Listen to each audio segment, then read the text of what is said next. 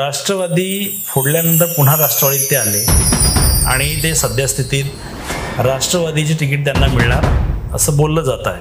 हो, आता याच्यामध्ये एक कॉम्पिटिटर वाढला असं तुम्हाला वाटतं का? म्हणजे एक कॉम्पिटिटर गेला होता ना, पुन्हा पक्ष प्रवेश करून तो पुन्हा आला, त्याच्यानंतर काही दुःख होत असेल ना आपल्याला. आता ऍक्च्युअली खरं बोलायला गेलं, राष्ट्रवादीमध्ये कॉम्पिटिटर आहात म्हणून आपले अनेक ठिकाणी बॅनर फाडले गेले, काय सांगाल?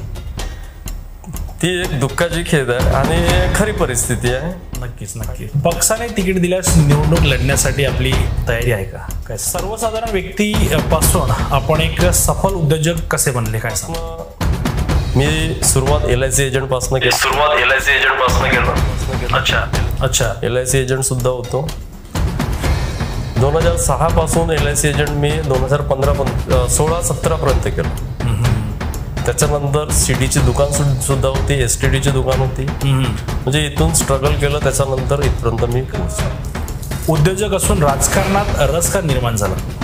प्रश्न चांगला प्रश्न. साधारण व्यक्तीवर कुठं ना कुठं अत्याचार होतच राहते.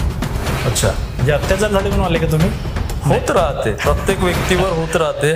माझ्यावर अत्याचार झाला असा विषय नाहीये की पक्ष आपल्याला तिकीट देणारच भाऊ, हे कशावर? म्हणजे काय असं तुम्ही पक्षासाठी केलं ज्याच्यामुळे पक्ष आपल्याला विश्वास दाखवणार आणि तिकीट देणार? मी प्रामाणिक आहो, हे सिद्ध करायची आवश्यकता नाही. वरिष्ठांना माहीत आहे मी राष्ट्रवादी प्रफुल्ल पटेल साहेबांच्या नेतृत्वात आहो आणि सदैव राहील. दरम्यान आपण काँग्रेस पक्षात न जाण्यासाठी पक्षातील कार्यकर्ते व पदाधिकाऱ्यांना सोशल मीडियाद्वारे विनंती केली होती. ते काम तर स्थानिक आमदारांचे होते, परंतु ते काम तुम्ही केले. काय सांगते? काहीतरी दुखते आपल्याला. असा कोणताच व्यक्ती नाही की आपला परिवार बिखरला पाहिजे की त्याला वाटेल. मला वाटलं राष्ट्रवादी हा माझा परिवार आहे. चर्चा होती की शिंदे गटात जाण्यासाठी 2 कोटी रुपयांची ऑफर. विकासाचे मुद्दे भरपूर असतात. कोणतं एक काम केलं म्हणून पूर्ण विकास झाला असं नाही. नक्की. बाजूला तुम्ही एका समाजाचा मुलगा आहे तुम्ही आणि दुसऱ्या समाजाचा जवळ बनता जी.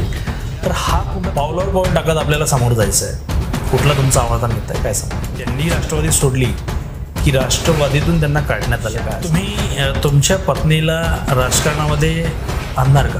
काय सांगा? आम्ही फक्त राष्ट्रवादीसाठी मेहनत करत आहोत हे कोणी सांगितलं तुम्हाला? आम्ही आता सध्याची परिस्थिती महायुतीत आहोत. नक्कीच नक्कीच.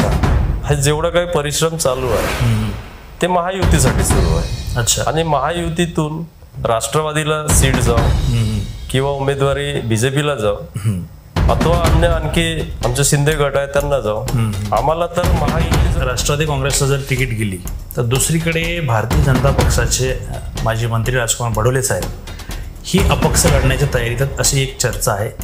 आणि असं जर झालं तर येत्या निवडणुकीमध्ये राष्ट्रवादी काँग्रेस पक्षाला जर तिकीट असेल तर याचा फटका पडेल, काय सांगाल आपण? पण तो त्यांचा पर्सनल जो रिलेशन असते तो एक पार्ट वेगळा असते ना. नक्कीच. पडद्याच्या समोरचं, पडद्याच्या मागचं, हे सगळं नक्कीच वेगवेगळं असते.